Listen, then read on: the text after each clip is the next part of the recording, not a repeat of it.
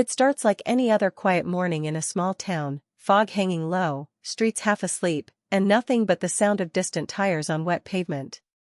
But something about today is different.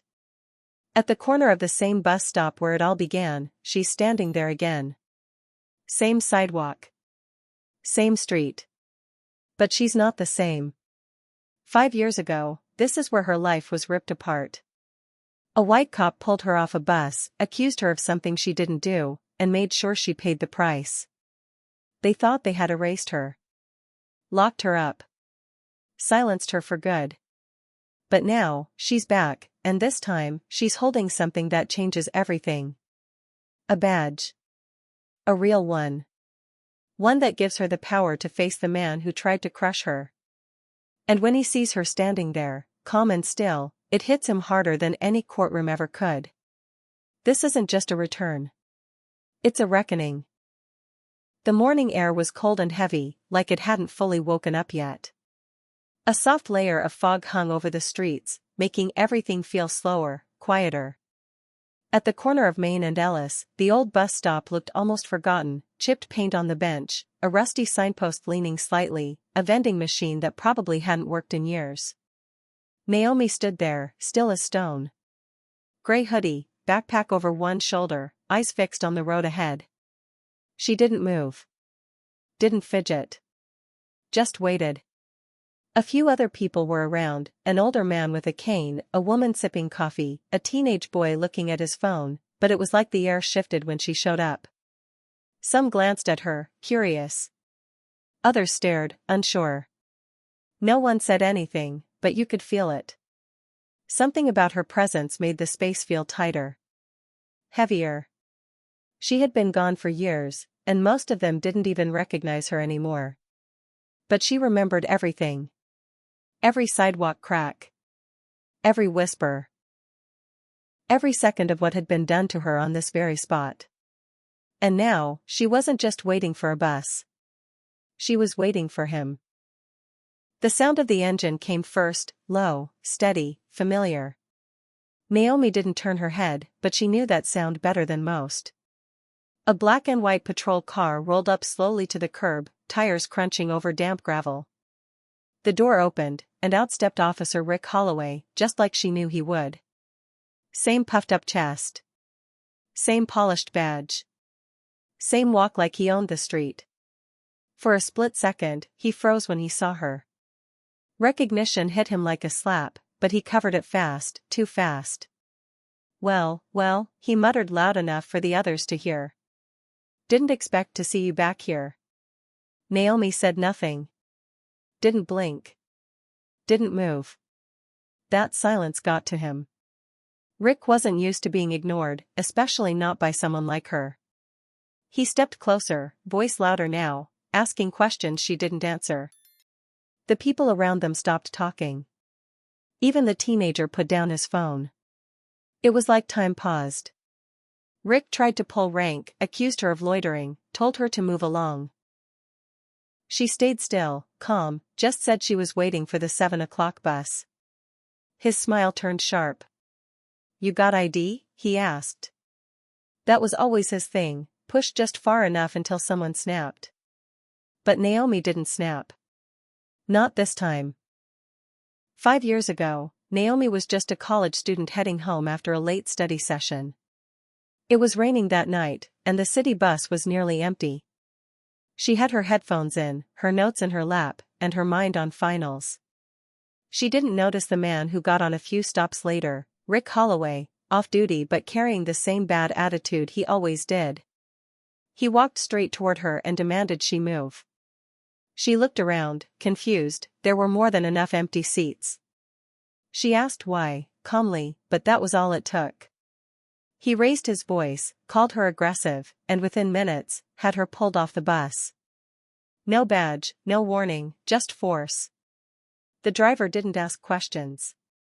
The cops who arrived didn't either. She was handcuffed on the sidewalk in the rain. Charged with assaulting an officer. She spent the night in a cell, shaking, waiting for someone to believe her. No one did. Not the lawyer who told her to take a plea. Not the jury that barely looked her in the eye. In 3 short days, she went from honor student to inmate. And all because a man like Rick Holloway decided he could. Prison was nothing like the world Naomi had known. It was loud, cold, and full of rules that changed without warning. But the worst part wasn't the noise, it was the silence. The silence when she told the truth and nobody listened. The silence at night, lying on a hard mattress, wondering how her life had ended up here. At first, she kept her head down. She did what she was told. But slowly, something changed. In the prison library, she found old law books. Thick ones with tiny print. She read them anyway. Then she read them again. She started asking questions. She helped other women who didn't understand their rights. Some of them got early release because of the letters Naomi wrote. One day, a guard handed her an envelope. It was a letter of acceptance. She'd been approved for a distance education program. A professor who remembered her believed her story. He paid for her classes. Over the next 2 years, Naomi studied criminal justice from inside a cell. She didn't do it to prove anything to anyone. She did it because it was the only thing no one could take from her. When Naomi was finally released, there were no balloons, no hugs, no one waiting outside the gate. Just a gray sky and the sound of her boots hitting the gravel. She didn't go back to her hometown. Her parents had moved away after the trial. They couldn't take the stares at church or the whispers at the grocery store. So Naomi moved to the city. Her apartment was small, the heater barely worked, but it was hers. She took whatever jobs she could find, washing dishes, cleaning floors, while finishing her degree online. She studied during the day, worked nights, and stayed quiet. But she was watching, always watching. She went to public meetings, listened to people speak about justice and rights. She took notes, asked questions, waited for her chance. When she first applied to the state civil rights division, they said no, her record made it complicated. So she volunteered. Week after week, she filed reports and answered phones until one woman in charge pulled her aside and asked, "Why are you still here?" Naomi's answer was simple, "Because I know what it feels like to lose everything." That was the moment everything started to change. 2 years later, Naomi had a real badge, gold trim, her name engraved on the back.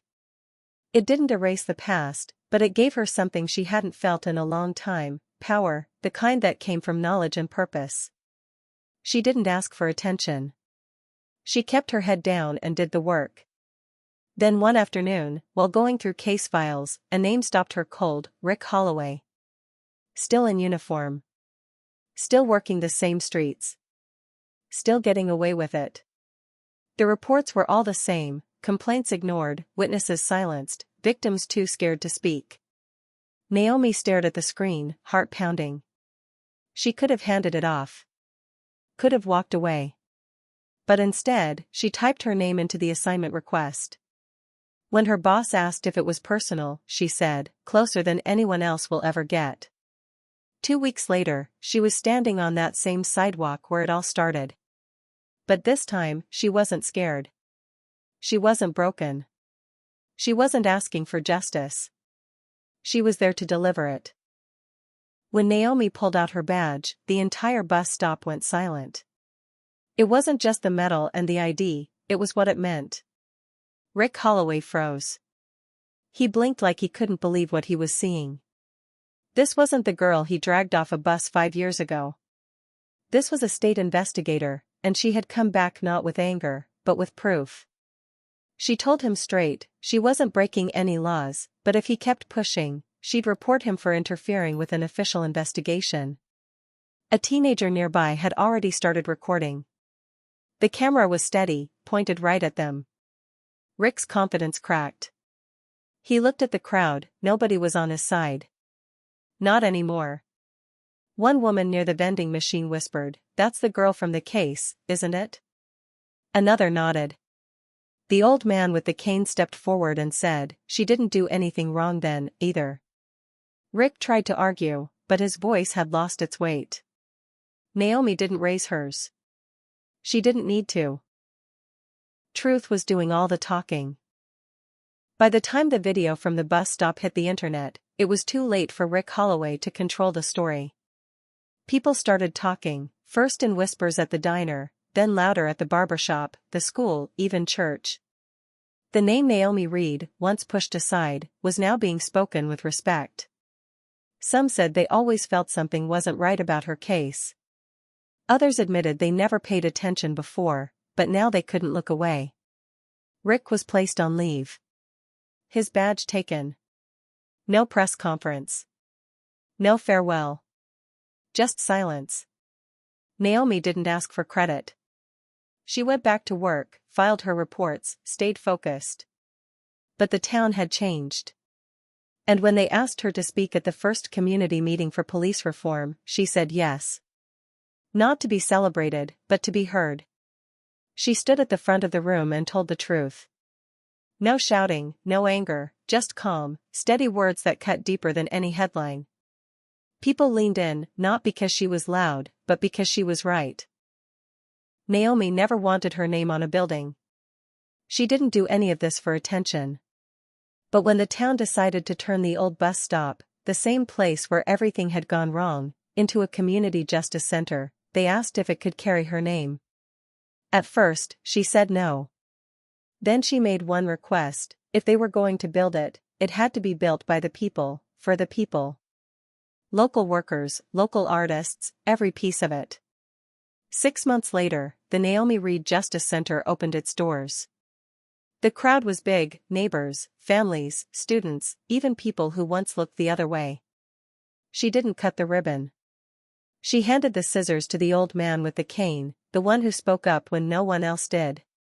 Inside the building, the first thing people saw was a bronze bus bench, with one sentence carved underneath: asterisk, where truth waited. Asterisk. Naomi knew this wasn't the end of anything. It was the start of something better.